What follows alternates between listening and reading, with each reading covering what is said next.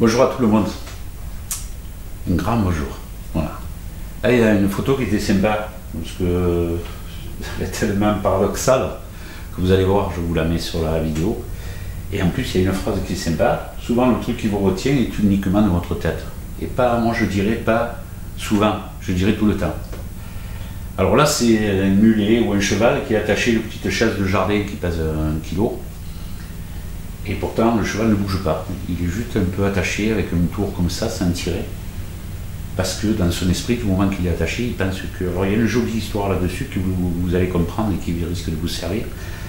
En Asie, on se sert beaucoup d'éléphants pour bosser. En Inde, vous les voyez avec leurs cornas qui font tout ça.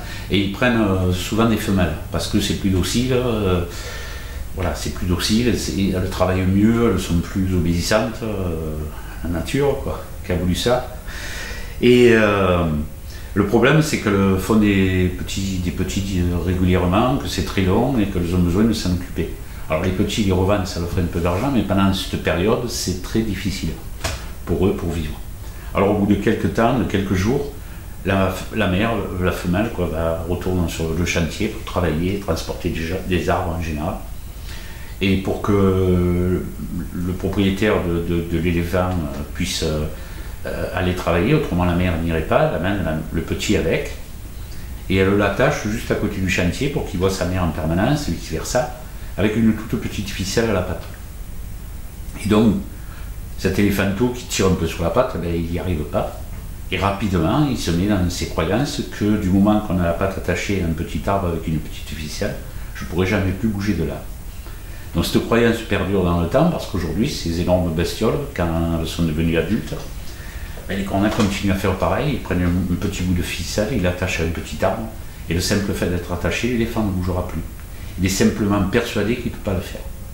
Alors, des petites ficelles qui vous ont attaché quelque part parce que très jeune, on vous a fait croire certains trucs, qui pouvaient être d'actualité à l'époque, mais qui ne le sont plus aujourd'hui, et vous êtes resté là-dedans. Ces idées et ces croyances limitantes vous empêchent de faire ce que vous voulez faire dans la vie et d'être en réalité la personne que vous êtes, avec toutes vos qualités, puisqu'on a pu vous dire des phrases ravageuses de nombreuses fois, et ça arrive à tout le monde. C'est pas pour toi, tu n'y arriveras jamais, qu'est-ce que je vais faire de ta vie, moi j'ai pas envie que tu fasses ça, etc. Et on se met à y croire, ça c'est les parents. Après on rencontre l'éducation nationale avec plein de personnes de qualité, mais qui peuvent faire des erreurs, mais une salle de 30 personnes, des fois on fait des erreurs, des petites phrases qui vous flinguent quelque part, et cette phrase vous la gardez toute votre vie. Et donc toute votre vie, par rapport à ce que vous voudriez faire, vous avez une petite ficelle à laquelle vous êtes attaché, en croyant que vous ne pouvez pas faire plus.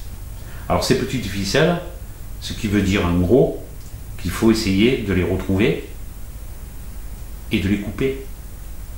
Une fois que vous avez coupé ces ficelles, c'est-à-dire une fois que vous ne croyez plus à cette croyance limitante qui fait dire que vous ne pourrez pas le faire puisqu'on vous l'a dit, dites-vous, moi je sais que je peux le faire. Et vous verrez, ça change tout. Donc coupez les ficelles. Allez-y, n'ayez pas peur. Il y en a beaucoup qui vous retiennent alors qu'en réalité vous pouvez faire 10 fois plus que ce que vous pouvez vous imaginer. Voilà, j'espère que vous servira parce que celle-là aussi est puissante. Et je vous dis à très bientôt, à la prochaine. Voilà, au revoir.